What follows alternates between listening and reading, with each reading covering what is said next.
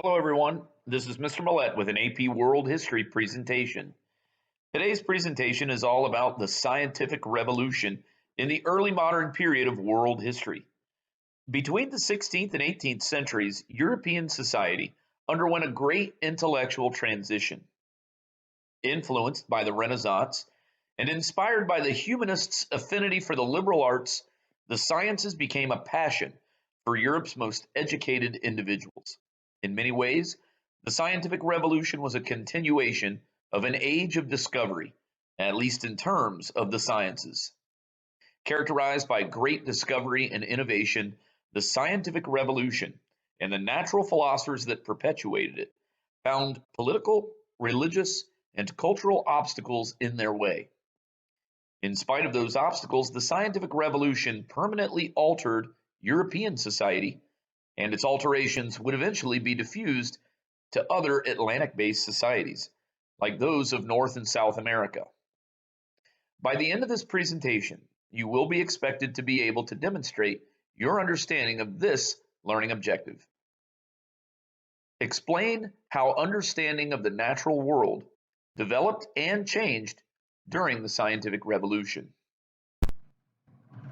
Prior to the scientific revolution in Europe, natural phenomenon was predominantly explained in matters of faith and religious revelation, with very little explanation based on observation, tested proofs, reason, and rationality. The deepest understandings of the universe and the Earth's position in the universe were relegated to divine creationism. The human body's most intricate and complex qualities were explained through divine creationism as man was created in God's likeness. Disease, earthquakes, drought, storms, and famine were explained and justified by a vengeful God who punished sinful populations. These pre-modern worldviews were intellectual roadblocks, but were also enabling factors to the increased religious authority, moralistic control, and political oppression experienced in pre-modern times. However, the challenges of daily life, such as fever, melancholy, and emotional distress, and physical pain, were too prevalent to ignore.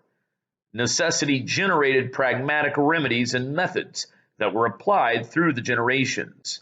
The need to understand weather patterns and seasons prompted study that was involved enough for humans to adopt methods that harnessed high levels of agricultural production and utilized basic geographic knowledge for harnessing resources and traversing maritime and terrestrial pathways.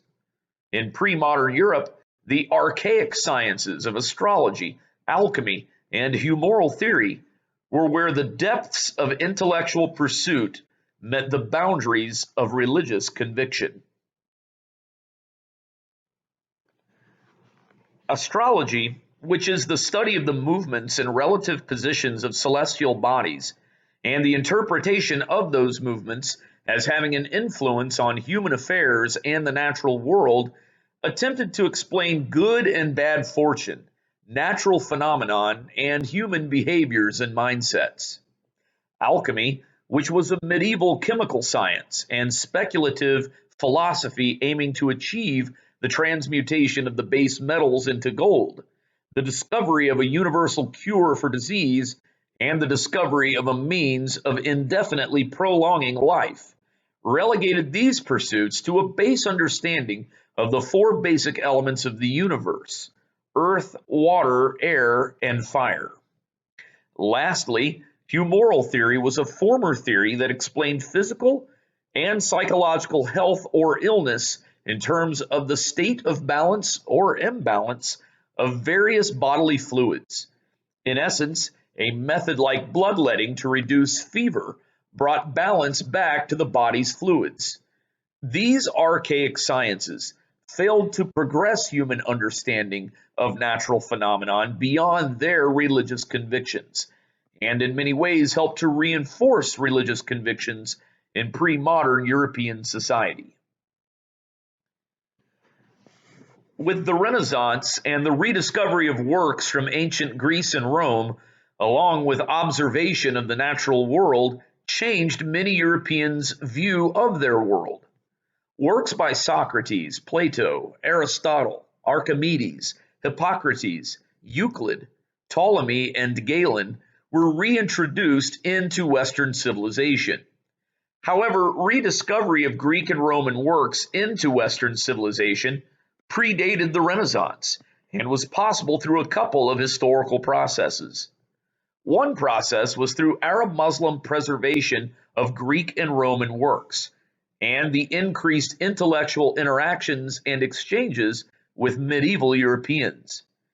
During the reign of the Abbasid Caliphate, Baghdad's House of Wisdom was constructed, and in it were numerous preserved works by Greek, Roman, and Arab scholars. The Caliphate's physical reach into Mediterranean societies enabled Muslim intellectual works to diffuse into European society. In places like Italy, Sicily, and Spain, which had sizable Muslim communities, it was common for Arab Muslims and medieval European scholars to interact and exchange scientific and mathematical knowledge. By the 13th century, medieval scholasticism had developed, and many Roman Catholic intellectuals, such as Thomas Aquinas, had worked to integrate Greek and Roman knowledge of the natural world into Christian theology. A second process was through Byzantine preservation of Greek and Roman works, and the increased intellectual interactions and exchanges with medieval Europeans. Although Byzantine and Western European relations were strained throughout most of the medieval period due to power struggles related to religious beliefs and leaders, the academic interactions and exchanges did not cease between the two societies. In fact, those interactions were reinvigorated during the Crusades between the late 11th century and the 15th century, when Roman Catholics from Western Europe increased their presence in the Crusader states of former Byzantine territory. During the Renaissance, the advent of humanism challenged the afterlife-centered worldviews of pre-modern society and gave way to more carnal, life-centered worldviews of modern society. Renaissance-era humanists and natural philosophers translated Greek and Roman works in mathematics, medicine, astronomy, and geography, and often questioned and criticized ancient conclusions. Additionally, humanists and natural philosophers would write their own commentaries of Greek and Roman works. Due to the printing press, both Greek and Roman works and the Renaissance commentaries would be mass-produced and disseminated throughout Europe. Mathematics and the sciences garnered a lot of attention for both intellectual pursuits and practical utility. New ideas in science based on observation, experimentation, and mathematics challenged classical views of the cosmos, nature, and the human body. In spite of these new scientific pursuits, existing traditions of knowledge and the universe continued. Alchemy and astrology continued to appeal to elites and some natural philosophers, in part because they shared with the new science the notion of a predictable and knowable universe. At the same time, many people continued to believe that the cosmos was governed by spiritual forces. For example, some natural philosophers who continued to hold traditional views of alchemy and astrology were Paracelsus, Johann Kepler, and Sir Isaac Newton. The first field of science to provide revolutionary discovery was astronomy. Most intellectuals from Greco-Roman times through medieval times and into the era of the Renaissance had accepted the traditional authority of Ptolemy and his geocentric or earth-centered model of the universe. Nicholas Copernicus, a Polish scientist and mathematician, played the role of a humanist in many ways as he dusted off more and more Greco-Roman texts to see if other classical era philosophers believed something different from Ptolemy's geocentric universe. In fact, Copernicus would discover several philosophers who had proposed a motionless sun and a mobile Earth and other planets that orbit the sun. Copernicus believed that the rotation and revolution of the Earth was what humans were actually experiencing, so he devised his heliocentric or sun-centered model of universe. His works were published posthumously, as he recognized his work to be combative to the traditional intellectual and religious authority of Western civilization, the Roman Catholic Church. Tycho Brahe and Johann Kepler accepted Copernicus's premise of a heliocentric model of universe. However, Brahe and Kepler were much more active in their record-keeping of astronomical observations. Their painstaking observations led to clarification of Copernicus's heliocentric model. For example, where Copernicus's model explained the planets to make perfectly circular orbits, Kepler corrected and clarified planetary motion. In his 3 laws of planetary motion, Kepler stated that 1. Planetary orbits are elliptical, not circular, around the Sun. 2. The speed of a planet is greater when it is closer to the Sun, and decreases as its distance from the Sun increases. 3. Planets with larger orbits revolve slower than planets with smaller orbits. Brahe and Kepler both clarified and reinforced the Copernican model of universe, and astronomers to follow never looked back on the Ptolemaic system again. The 2 astronomers and mathematicians who advanced the field the most in the 17th century were Galileo and Isaac Newton. Galileo advanced the field of astronomy through his enhanced telescope.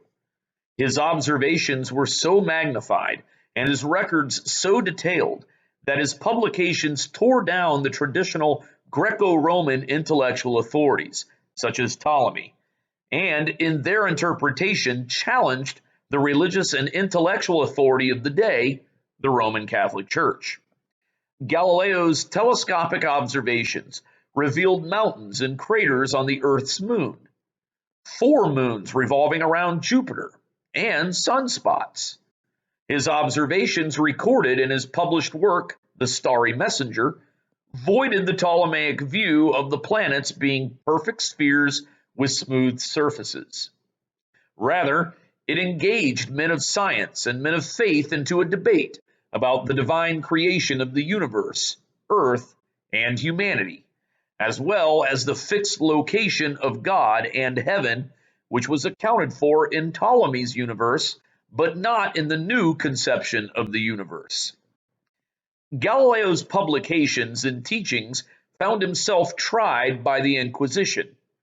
Found guilty at his trial, Galileo was forced to recant his teachings and publications, and died while on house arrest for the better part of the last decade of his life. As much as the Catholics, and to a lesser extent Protestant communities, attempted to combat scientific publications, the attempt was futile in the age of mass printing and publication. As well, nationalized scientific societies in many European states funded scientific discovery and publication, and as it were, the forces of those societies were far greater than the forces of religious rejection. Isaac Newton took 17th century science to its extent with his discovery of laws of gravity, laws of motion, and his invention of calculus. Newton viewed the universe and all of its matter as a complex machine, yet a machine whose complexities were attainable to humans. He proved that natural phenomenon was predictable and reliable. Newton, however, did not gravitate to an atheistic view and believed God was responsible for all things accounted for in the Newtonian universe. Until the 20th century, Newton's conception of a mechanical universe was accepted in Western civilization. Astronomy was not the only field of science that was challenged and advanced in the 16th and 17th centuries. Anatomical and medical discoveries by physicians presented the body as an integrated system, challenging the traditional humoral theory of the body and of disease espoused by Galen, a classical era anatomist whose publications on human anatomy and medicine were widely accepted by medieval and some early modern natural philosophers. Much like Copernicus, who scrutinized, questioned, and critiqued Ptolemy, physicians of the 16th and 17th centuries scrutinized, questioned, and critiqued Galen. Most of Galen's conclusions about anatomy were found to be severely limited, since his experiments were done with deceased animals and not human cadavers. The first to challenge Galen was Paracelsus, a Swiss physician who challenged Galen's medicinal humoral theory. His work and observations advanced the field of toxicology and disease within the human body, as he proposed that a body's toxicity could be combated by increased levels of the same toxin, whereas Galen's humoral theory proposed that toxicity could only be combated by increasing the levels of opposing humors, could cure the human body. Additionally, Andreas Vesalius challenged Galen's anatomical work, as he performed human dissections at the Medical College in the University of Padua. Vesalius rejected Galen's work as limited, since his records only showed experiments done on animals. Vesalius authorized in On the Fabric of the Human Body, which gave a full human anatomical record based on human dissections. Lastly, William Harvey's discoveries of the circulatory system and the purpose of the heart advanced 17th century anatomy and physiology. Although breakthroughs in anatomy brought greater knowledge of the human body and allowed for the challenging of traditional intellectual authorities, in many ways the breakthroughs in anatomy reinforced patriarchy and female inferiority in Western civilization. In spite of the continuation of this patriarchal mindset, women of the 17th and 18th centuries contributed to fields of science and new discoveries. For example, Margaret Cavendish, an English writer, utilized her scientific understandings to publish works of fiction and nonfiction regarding science and nature. As well, Maria Sibylla Merian was a German-born naturalist and entomologist who published illustrations and classifications of insects that she studied during her time visiting the Dutch colony of Suriname. Maria Winkelmann, a German astronomer, attempted to break the masculinity of the Berlin Academy of Science. Having worked closely with esteemed German astronomers, including her own husband, she was denied a position as an astronomical assistant in the Academy. Winkelmann's experiences serve as evidence to both the contribution and struggle that women faced during the scientific revolution. Francis Bacon and René Descartes defined inductive reasoning, the use of specific observations in order to draw general conclusions, and deductive reasoning, the use of general claims to draw specific conclusions. They also promoted experimentation and the use of mathematics, which would ultimately shape the scientific method. Descartes, a self-proclaimed devout Catholic, would have his works placed on the index of prohibited books by the Catholic Church. Descartes, who promoted doubt and skepticism in regards to people accepting truth regarding the natural world, challenged himself to unlearn all things that he had learned, and to only accept something to be true only if he could prove its existence. He rationalized his own existence through his famous claim, "I think, therefore I am." In essence, since Descartes had the ability to think, then he must, in fact, also have the ability to exist. He devised a universe made of physical matter, such as wood, flesh, blood, earth, water, iron, chairs, food, etc., etc. and non-physical matter, such as thoughts, feelings, emotions, ideas, and visions. Physical matter took up space, whereas non-physical matter did not take up space. But he could rationalize the existence of both, so he accepted that as truth. In his work, Meditations, he actually rationalized the existence of God, but came under fire by Catholics and even other natural philosophers who charged him as a deist. Ultimately, Descartes progressed the scientific thought process and added to the notion that the universe was like a big mechanism that could be completely understood by the human mind. Francis Bacon, who contributed the scientific method, utilized inductive reasoning to prove truths about the natural world.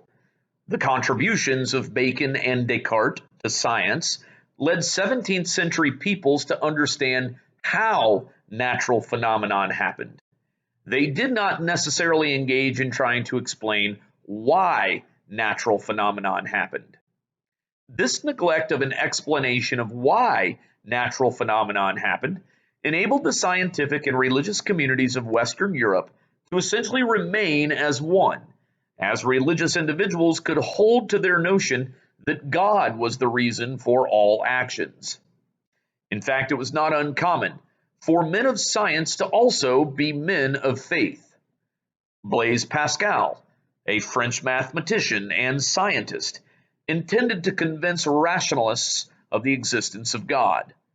Pascal's wager, or his method of persuading men of science to believe in God, wrote in his publication Thoughts the following, quote, "Belief is a wise wager. Granted that faith cannot be proved, what harm will come to you if you gamble on its truth and it proves false? If you gain all. If you lose nothing. Wager then without hesitation that he exists." Granted, beyond Pascal's life was the force of secularization of Western civilization, but undoubtedly, 17th century natural philosophers were more than likely more devout than the deists and atheists of the 18th and 19th centuries. Consider the scientific revolution in the context and chronology of European history. On the one hand, the scientific revolution progressed the intellect of Western civilization. It combated the traditional intellectual authority of the Roman Catholic Church and furthered the secularization of European society. It challenged Europeans to not accept truth without scientific proof, and ultimately led to individuals challenging other traditional systems of authority during the Age of Enlightenment. However, on the other hand, the scientific revolution commenced in a time of great subjugation of peoples based on hierarchy, gender, and race. Western civilization, both in Europe and its extensions in the colonies and trade posts abroad, exploited land, resources, and people more than in any century prior to the 17th century. Did the scientific revolution really lead to a greater liberation of humanity, or did it set a course for a divisive, destructive, imperfect human experience over the next few centuries?